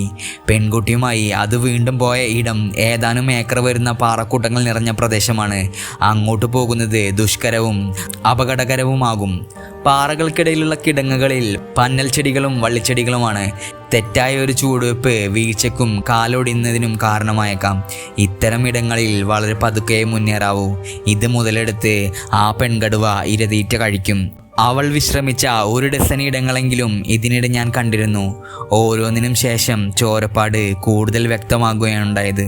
ഇത് അവളുടെ 436ാമത്തെ നരവേട്ടയായിരുന്നു.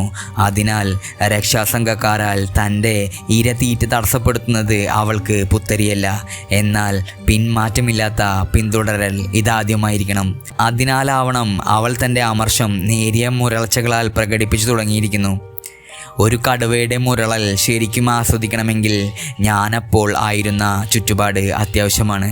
എമ്പാടും പാറക്കൂട്ടങ്ങൾ, ഇടയ്ക്ക് സമൃദ്ധമായ പച്ചതുരുത്തുകൾ, കൂടാതെ അദൃശ്യമായ കിടങ്ങുകളിലേക്കും ഗുഹകളിലേക്കും വീണു പോകാതെ ഓരോ ചൂടുവെപ്പിലുമുള്ള നിതാന്ത ശ്രദ്ധയും. തീ കാഞ്ഞുകൊണ്ട് ഈ പുസ്തകം വായിക്കുന്ന നിങ്ങൾ അപ്പോഴുള്ള എൻ്റെ ഭാവങ്ങൾ ശരിക്കും മനസ്സിലാക്കുമെന്ന് പ്രതീക്ഷിക്കുക വയ്യ. മുരളലിൻ്റെ ശബ്ദവും ഒരാക്രമണ പ്രതീക്ഷയും ഒരേ സമയം എന്നെ ഭയാക്രാന്തനാക്കുകയും പ്രത്യാശയുള്ളവനാക്കുകയും ചെയ്തു. ഒരു ആക്രമണം അഴിച്ചുവിടാൻ തക്കവിധം ആ പെൺകടുവയ്ക്ക് ക്ഷമ നശിച്ചാൽ ഞാനിവിടെ വന്നതിൻ്റെ ലക്ഷ്യം സഫലീകരിക്കാനുള്ള ഒരവസരം തരും. മാത്രമല്ല, അവളുണ്ടാക്കിയ സകലവിധ വേദനകൾക്കും കണക്ക് തീർക്കാൻ എന്നെ അത് പ്രാപ്തനുമാക്കും. മുരൾ പക്ഷേ ഒരു സൂചന മാത്രമായിരുന്നു. അത് കേട്ട് തന്നെ വിട്ടുപോകുന്നതിന് പകരം തന്നെ കൂടുതൽ വേഗം പിന്തുടരാൻ എന്നെ പ്രേരിപ്പിക്കുകയാണെന്ന് കണ്ട് അവൾ പരിപാടി ഉപേക്ഷിച്ചു. ഞാനിപ്പോൾ 4 മണിക്കൂറിലധികമായി അവളുടെ പിന്നാലെയാണ്. അടിക്കാടുകൾ അനങ്ങുന്നത് ഞാൻ പലപ്പോഴും കണ്ടെങ്കിലും അവളുടെ ഒരു രോമം പോലും ദൃഷ്ടിയിൽപ്പെട്ടില്ല. അതേസമയം എതിർവശത്തെ കുന്നിൻ ചെരുവിലെ ഉയരുന്ന നിഴലുകളിലേക്ക് നോക്കിയപ്പോൾ രാത്രിയാകും മുമ്പ് ഗ്രാമത്തിലെത്തണമെങ്കിൽ ഞാൻ മടങ്ങാൻ നേരമായെന്ന് മനസ്സിലായി. കടിച്ചു മുറിക്കപ്പെട്ട കാലിൻ്റെ ഉടമയായ പരേത ഒരു ഹിന്ദുവാണ്.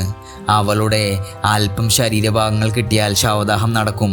അതിനാൽ അത് കണ്ട കുളക്കരയിൽ ഞാനത് ചെളിയിൽ പൂഴ്ത്തിവെച്ചിരുന്നു. അല്ലെങ്കിൽ തനിക്ക് വേണ്ടി വരുമ്പോൾ പെൺകടുവ അത് കണ്ടുപിടിക്കും. എന്നെ വീണ്ടും കണ്ടതോടെ പാറപ്പുറത്തിരിക്കുന്ന എൻ്റെ സഹചാരിക്ക് വലിയ ആശ്വാസമുണ്ടായി. ഞാൻ തിരിച്ചു വരാൻ ഇത്രയും വൈകിയതും കടുവയുടെ ഗർജനം കേട്ടതും അയാളെ ഒരു കാര്യം ബോധ്യപ്പെടുത്തിയിരുന്നു. കടുവയ്ക്ക് അടുത്ത ഇരയും കിട്ടി. ഇനി തനിച്ചെങ്ങനെ ഗ്രാമത്തിലേക്ക് തിരിച്ചു പോകുമെന്നതായിരുന്നു തൻ്റെ ആശങ്കയെന്ന് ആ മനുഷ്യൻ തുറന്നു പറഞ്ഞു. ജലാശയം മറികടക്കുമ്പോൾ നിറത്തോക്ക് കയ്യിലുള്ള ഒരു പേടിച്ചിരണ്ട മനുഷ്യന് മുന്നിൽ നടക്കുക എന്നതിനേക്കാൾ അപകടകരമായൊരു കാര്യമില്ലെന്ന വസ്തുത ഞാൻ ഓർത്തു. അങ്ങനെ അയാൾക്ക് പിന്നാലെ ഞാൻ നടക്കുമ്പോൾ അയാൾ വഴുതി വീഴുകയുണ്ടായി.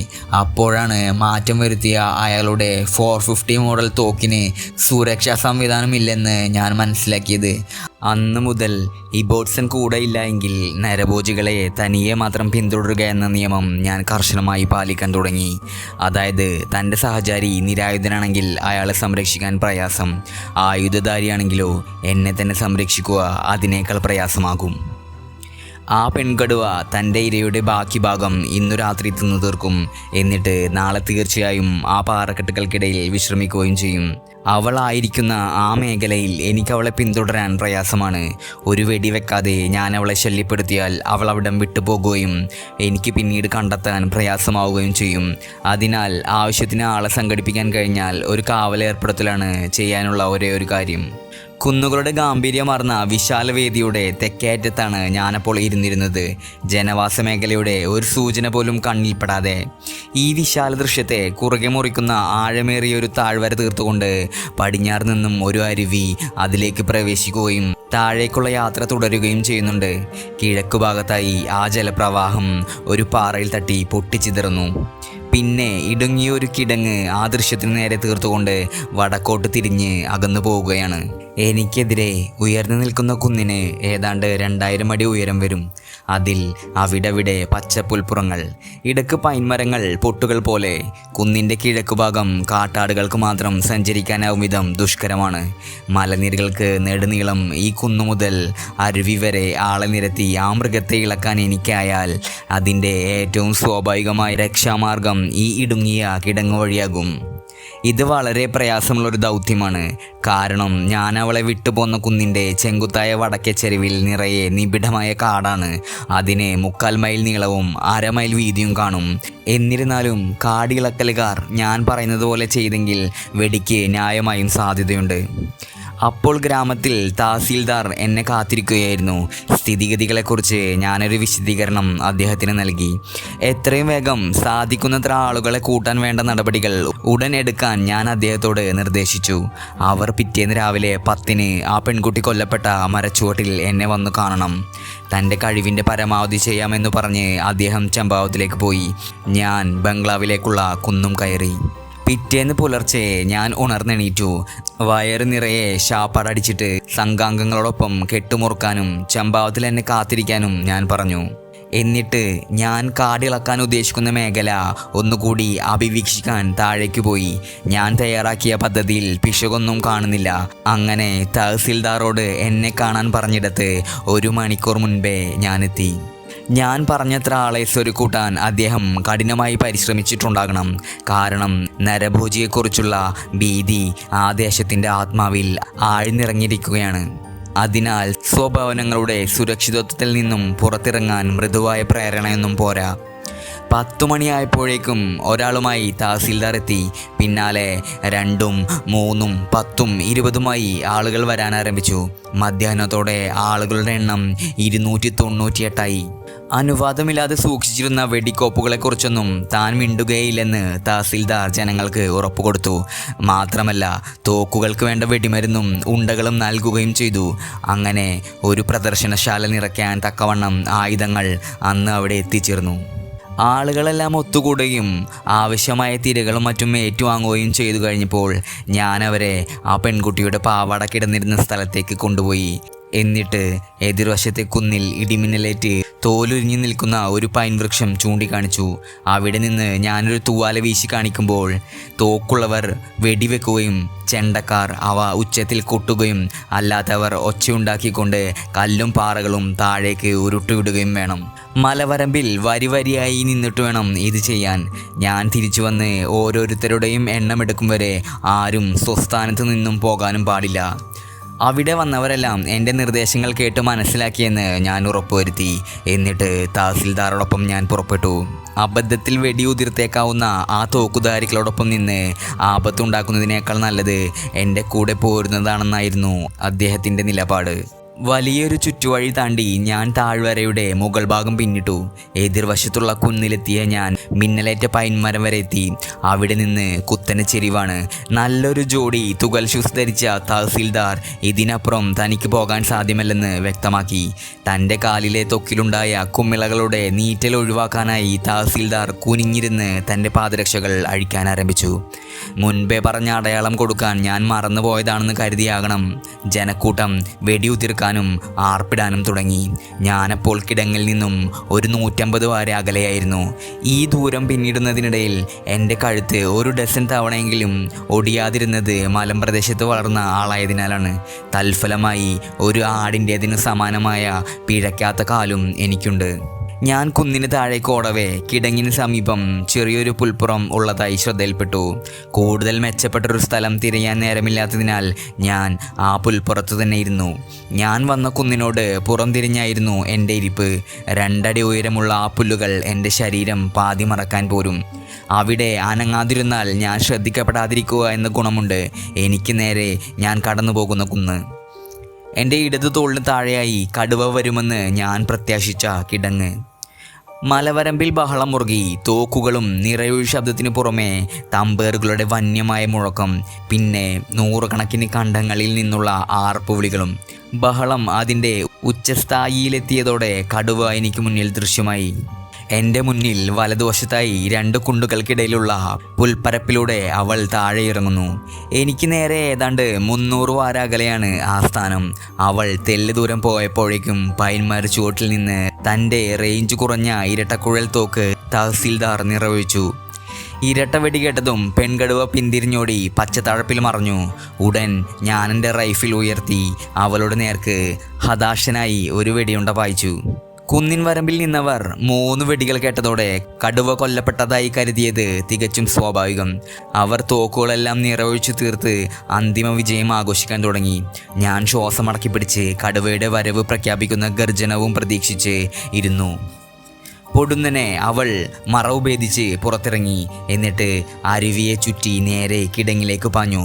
എൻ്റെ പരിഷ്കരിച്ച 500 കോഡേഡ് റൈഫിൾ തിരശ്ചീനമായി പിടിച്ച് ഒറ്റവെടി. പെൺകടുവയുടെ വഴിമുട്ടിയപ്പോൾ കരുതി വെടിയുണ്ട അവളുടെ പിൻഭാഗത്തിന് മുകളിലൂടെ പോയെന്ന്. തൻ്റെ പിന്മാറ്റം തടസ്സപ്പെട്ടപ്പോൾ അവൾ മേൽപോട്ടു ചാടി. വാസ്തവത്തിൽ അവളുടെ പിന്നറ്റത്ത് എൻ്റെ വെടിയുണ്ടാക്കൊണ്ടിരുന്നു.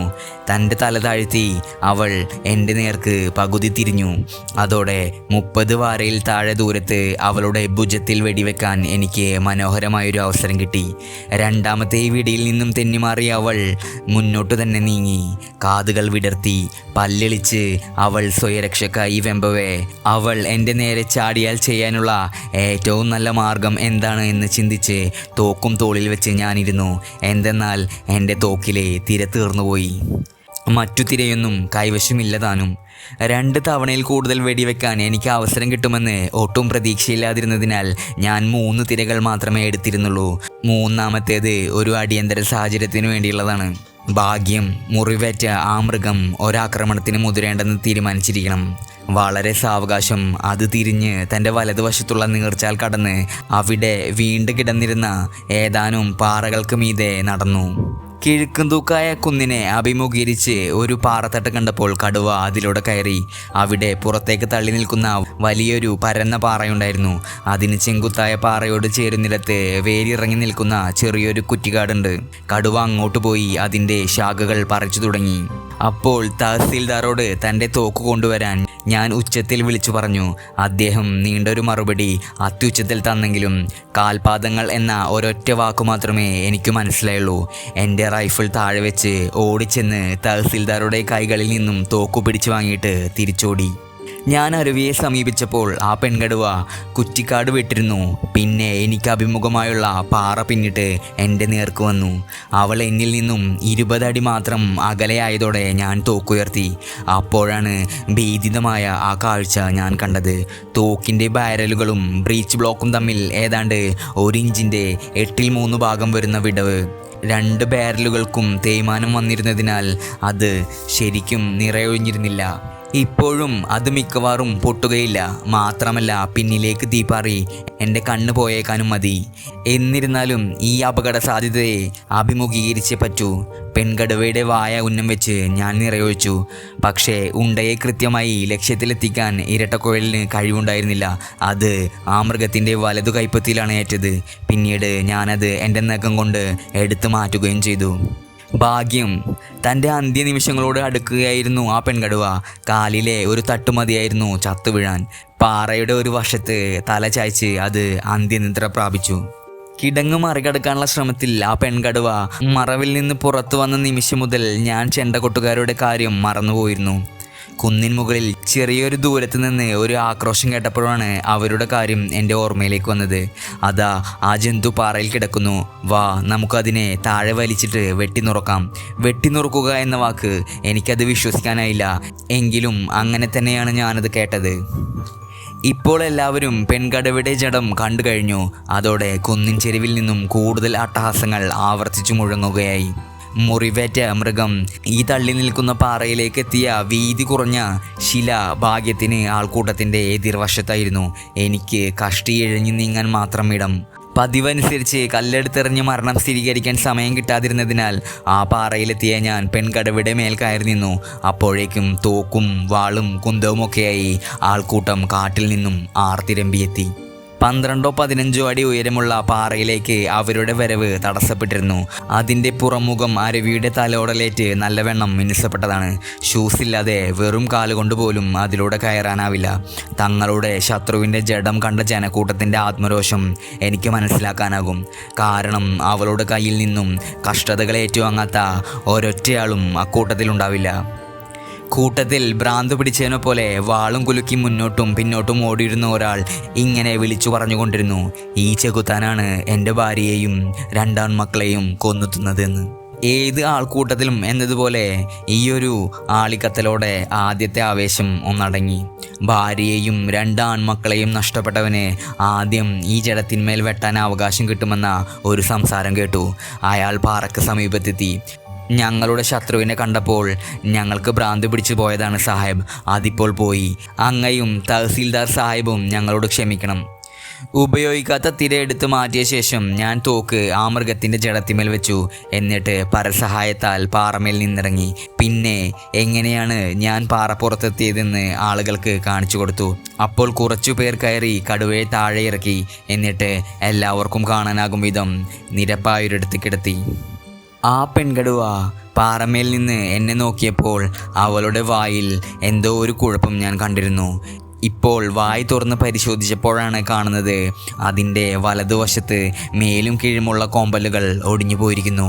മുകളിലെത്തേതിൻ്റെ പാതിയും താഴത്തേത് മുഴുവനും താടിയിൽ വരെ. ഏതോ വെടിയുണ്ടയാൽ സംഭവിച്ച ഈ സ്ഥിര വൈകല്യമാണ് തൻ്റെ സ്വാഭാവികമായ ഇരകളെ പിടിക്കുന്നതിൽ നിന്നും അവളെ തടഞ്ഞതും തൽഫലമായി നരഭോജിയാക്കിയതും. ആ പെൺകടുവയുടെ തോൽ അവിടെ വെച്ച് ഉരിഞ്ഞെടുക്കരുതെന്ന് ജനങ്ങൾ എന്നോട് അപേക്ഷിച്ചു. അവർക്കതിനെ ഗ്രാമത്തിൽ കൊണ്ടുപോയി സന്ധ്യ വരെ ഉടനീളം കൊണ്ടു നടക്കണം.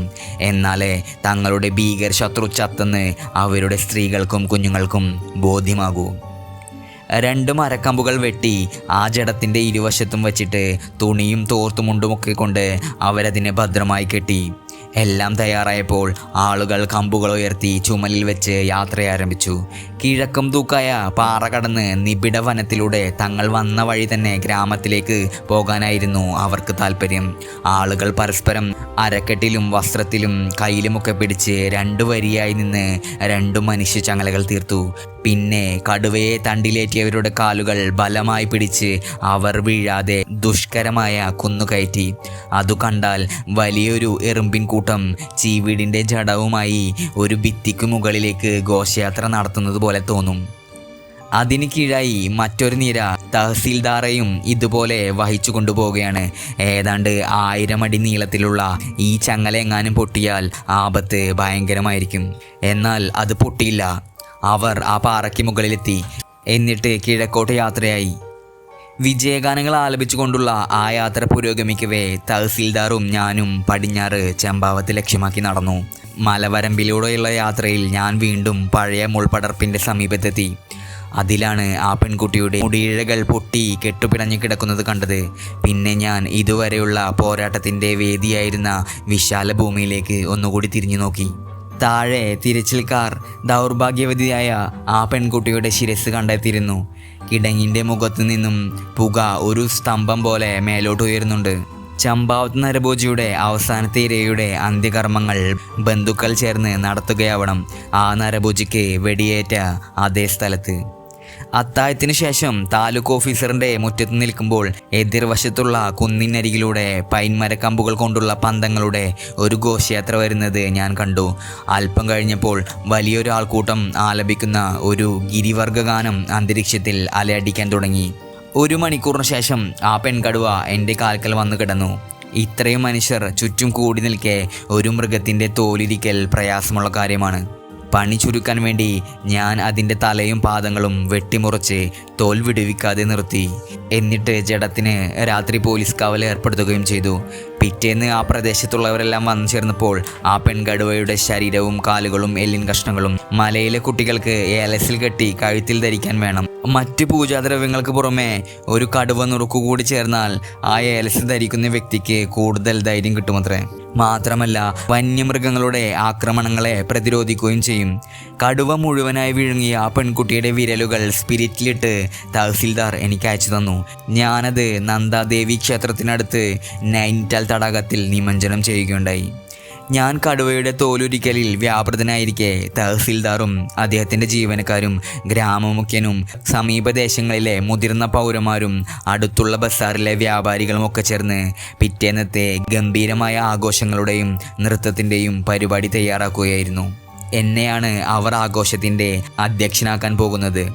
അർദ്ധരാത്രിയോടെ തങ്ങൾ കഴിഞ്ഞ 4 വർഷമായി നരഭോജിയെ പേടിച്ച് രാത്രി ഉപയോഗിക്കാതിരുന്ന പാതകളിലൂടെ അവസാനത്തെ ആളും പാട്ടും പാടി ആനന്ദനന്ദുലിതനായി മടങ്ങിയപ്പോൾ ഞാൻ തഹസീൽദാറുമൊത്ത് അവസാനത്തെ സിഗരറ്റും വലിച്ചു. എനിക്കിനി ഒട്ടും പാഴാക്കാനില്ലെന്നും എൻ്റെ സഹചരന്മാരുമൊത്ത് 2 ദിവസം കൊണ്ട് തീർക്കേണ്ട 70 മൈൽ യാത്ര ഉടൻ ആരംഭിക്കണമെന്നും അതിനാൽ പിറ്റേന്നത്തെ ആഘോഷത്തിൽ എൻ്റെ സ്ഥാനം ഏറ്റെടുക്കണമെന്നും ഞാൻ അദ്ദേഹത്തോട് പറഞ്ഞു. സൂര്യോദയത്തോടെ ഞാൻ എൻ്റെ ആളുകളെ വിട്ട് കുതിരപ്പുറത്തേറി ദബിദുരയിലേക്ക് ഓടിച്ചുപോയി. ജീനിയിൽ കടുവത്തോൽ ചുരുട്ടി വെച്ചിരുന്നു.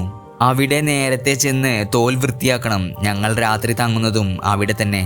പാലിയിലെ കുന്നിൻ മുകളിലുള്ള കുടിലിന് താഴെ എത്തിയപ്പോൾ എന്നിലേക്കൊരു ചിന്ത വന്നു. തൻ്റെ സഹോദരിക്ക് വേണ്ടി പ്രതികാരം ചെയ്യപ്പെട്ടിരിക്കുന്നു എന്നറിയുന്നത് ഊമയായി പോയ ആ സ്ത്രീക്ക് അല്പം സംതൃപ്തി പകർന്നേക്കാം. അതിനാൽ കുതിരയെ മേയാൻ വിട്ടിട്ട് ഞാൻ കുന്നുകയറി. മഞ്ഞുമേഖലയിൽ വളർന്ന കുതിര ഓക്കിൻ്റെ ഇലയടക്കം എന്തും തിന്നുകൊള്ളും. കുടിലിന് മുന്നിലെത്തിയ ഞാൻ കടുവത്തോൽ അവിടെ വിരിച്ചിട്ട് തല ഉമ്മറത്തിന് അഭിമുഖമായി വരും വിധം ഒരു കല്ലിന്മേൽ ചാരി നിർത്തി. ഇതെല്ലാം വിടർന്ന മിഴികളോടെ അവിടുത്തെ കുഞ്ഞുങ്ങൾ നോക്കി നിൽക്കുന്നുണ്ടായിരുന്നു. ഞാൻ അവരോട് സംസാരിക്കുന്നത് കേട്ട് അകത്ത് പാചകം ചെയ്യുകയായിരുന്ന അവരുടെ അമ്മ വാതിൽക്കലെത്തി. മാനസികാഘാതവും വിപരീതാഘാതവും സംബന്ധിച്ചുള്ള തത്വങ്ങളുടെ നൂലാമാലയിലേക്കൊന്നും കടക്കാൻ എനിക്കുദ്ദേശമില്ല. എന്തെന്നാൽ അതിനെക്കുറിച്ച് എനിക്കൊന്നും അറിയില്ല. എനിക്കാകെ അറിയാവുന്നത് ഇതാണ്: 4 ദിവസം മുമ്പ് ഏതെങ്കിലും ചോദ്യത്തിന് ഉത്തരം തരാതിരുന്ന 12 മാസമായി ഊമയാണെന്ന് പറയപ്പെട്ടിരുന്ന അവളിതാ ഉമ്മറത്ത് നിന്ന് പാതയോരത്തേക്കും തിരിച്ചും ഓടി നടന്ന് ഭർത്താവിനെയും നാട്ടുകാരെയും വിളിച്ച് കൂവുകയാണ്. വരിക, വേഗം വരിക, സാഹിബ് എന്താണ് കൊണ്ടുവന്നിരിക്കുന്നതെന്ന് കാണുക. തങ്ങളുടെ അമ്മയുടെ മുഖത്തുനിന്നും കണ്ണെടുക്കാനാവാതെ നിന്ന ആ കുട്ടികളെ സംസാരശേഷിയുടെ പൊടുന്നനെയുള്ള ഈ തിരിച്ചുവരവ് അത്ഭുത പരതന്ത്രരാക്കിയതായി തോന്നി. ഒരു കോപ്പ് ചായ എനിക്ക് വേണ്ടി ഉണ്ടാക്കിക്കൊണ്ടുവരുന്നതുവരെ ഞാൻ ആ ഗ്രാമത്തിൽ വിശ്രമിച്ചു. അന്നേരം വന്നുകൂടിയ ഗ്രാമീണരെയെല്ലാം ഈ നരഭോജിയെ വേട്ടയാടിയ കഥ ഞാൻ പറഞ്ഞു കേൾപ്പിക്കുകയും ചെയ്തു. 1 മണിക്കൂറിനകം ഞാൻ വീണ്ടും യാത്ര തുടങ്ങി. അത് 1/2 മൈൽ പിന്നിടും വരെ പാലി നിവാസികളുടെ അഭിനന്ദനങ്ങളുടെ ആഹ്ലാദരവും എനിക്ക് കേൾക്കാമായിരുന്നു.